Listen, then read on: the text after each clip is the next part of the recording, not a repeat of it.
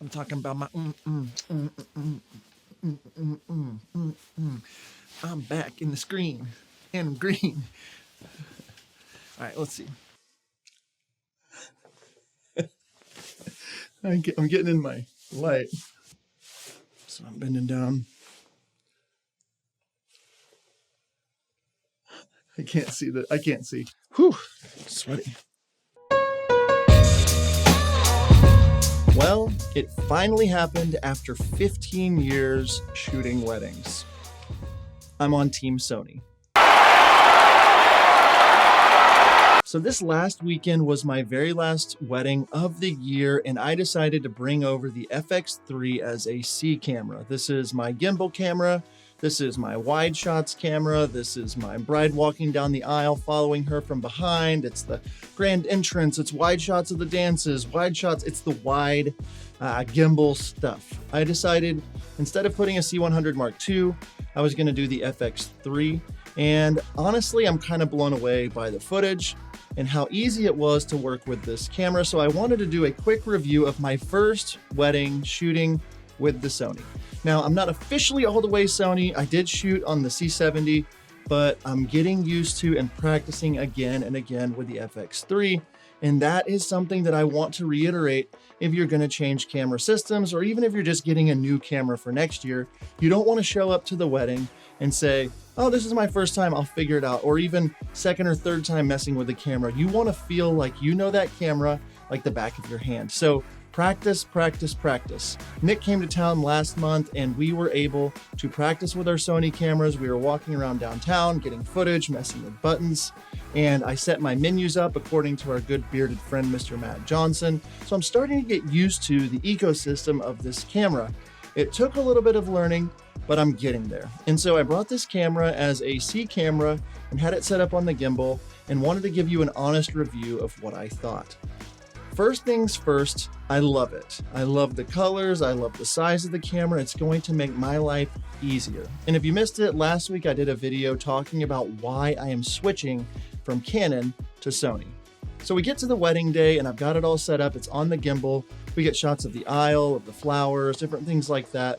But what I really started to see how much I loved it was whenever we started taking footage outside with the couple, with the wedding party, and at sunset. Oh my goodness, the S-Cinetone is what I went with this first time. I'm thinking of shooting log. Let me know in the comments what you shoot with. If you're on Sony, that'll help me out a ton. But I think I'm gonna lean towards shooting log, but I loved what I got straight out of camera with the S-Cinetone.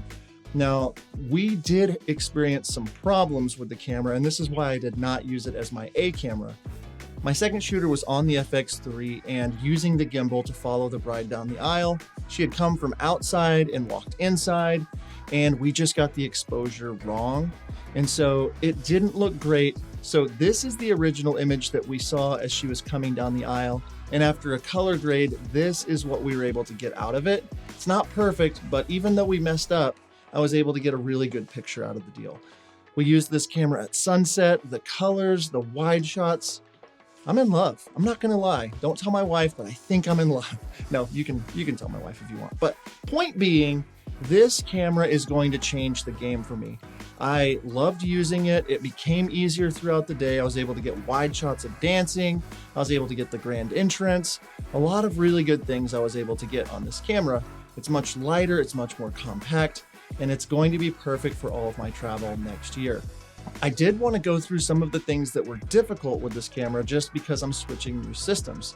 First things first, I really missed out on the built-in ND filters that Canon has to offer in their cinema line. I was cranking my shutter like I didn't know what I was doing. I mean, it's been forever since I've had to crank my shutter, and that was something that was a really big bummer for me when we were outside, not having what I really wanted. So I'm looking for some filters or some ND filters to use. So if you have any ideas or have any links, drop them in the comments below. That will help me out a ton.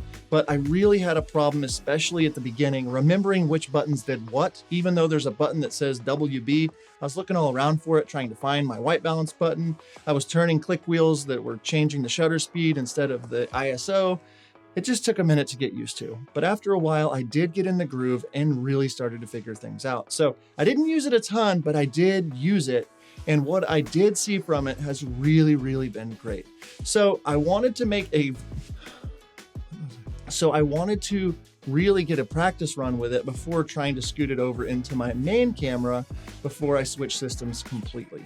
And that's one of the main reasons I wanted to have this video, is to remind you that if you are going to switch systems or if you're going to switch cameras, don't just show up with only a couple of hours of practice. Really have a lot of practice before you change cameras, and keep your old one in the camera bag just in case for a few weddings as you get used to it. So what do you think about my switch to Sony? Do you think I'm crazy? Do you think I should switch back to Canon? Let me know in the comments below.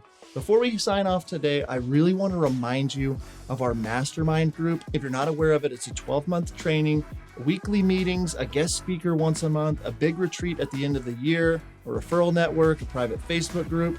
It's what you want to be in if you're ready to grow your business. Thank you so much for tuning in. Be sure to like this video, and until next time, we'll see you. John Bunn here, and I did it. Check 1 2, checking audio right now, making sure it sounds good. This is as loud as I would get,